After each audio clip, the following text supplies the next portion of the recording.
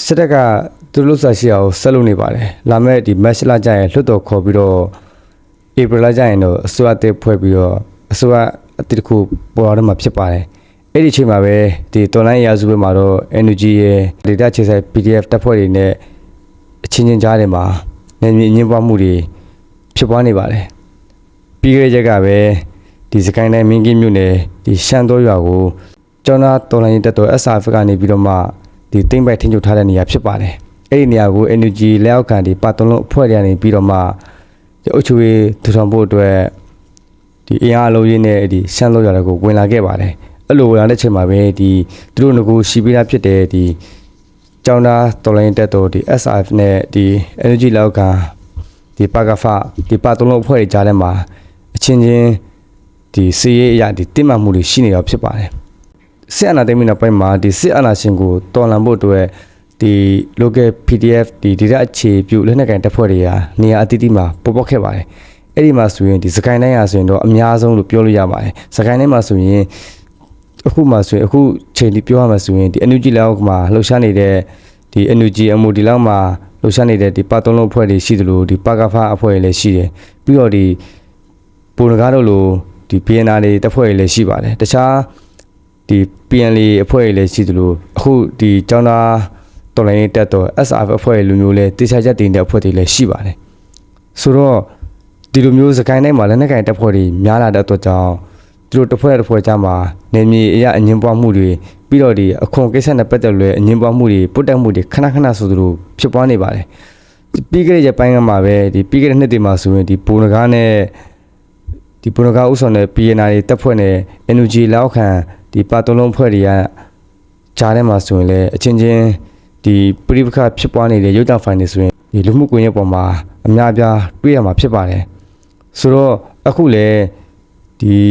စကိုင်းတိုင်း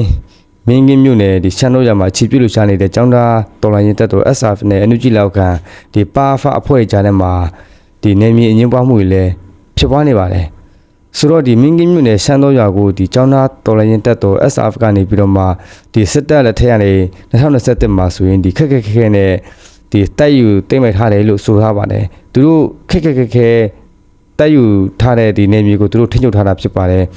သူတို့ထိန်းချုပ်ထားတဲ့နေမြေကိုဒီမြို့သားညီယူဆိုရ energy လောက်ခံဒီပါတုံးလုံးဖွဲ့တွေဖြစ်တဲ့ဒီပါကဖတွေနေပြီးတော့မှသူတို့ဒီအုပ်ချုပ်ရေးရန်ရာတိဆောက်ဖို့အတွက်ဒီမင်းကင်းမြို့နယ်ဒီရှမ်းတော်ရွာကိုအင်အားအလုံးရင်းနဲ့ဝင်လာ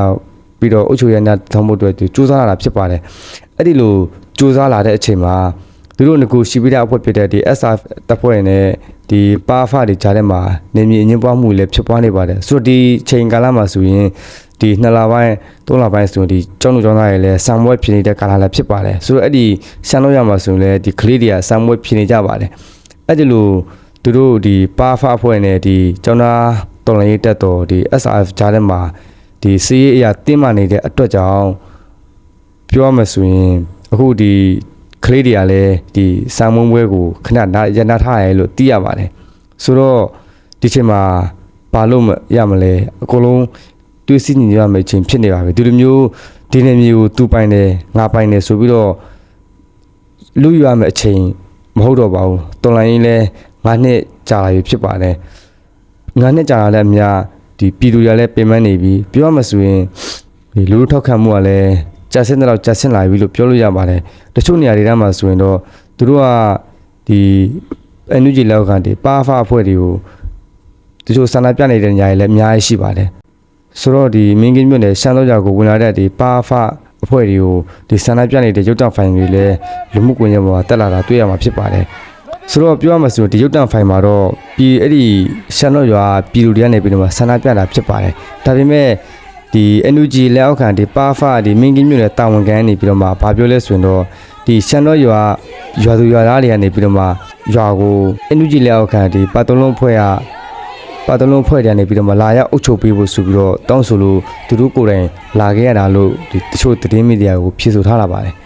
ဒါပေမဲ့တကယ်မြေပြင်မှာတော့အဲ့လိုဟုတ်မနေပဲနဲ့ပြည်သူတွေကိုယ်တိုင်ကသူတို့ကိုဆန္ဒပြနေကြတာဖြစ်ပါတယ်ဆိုတော့အလုံးဒီချိန်မှာစွတ်စွတ်စီးနဲ့တွေးစီညီရမယ့်အချိန်ရောက်နေပြီဖြစ်ပါတယ်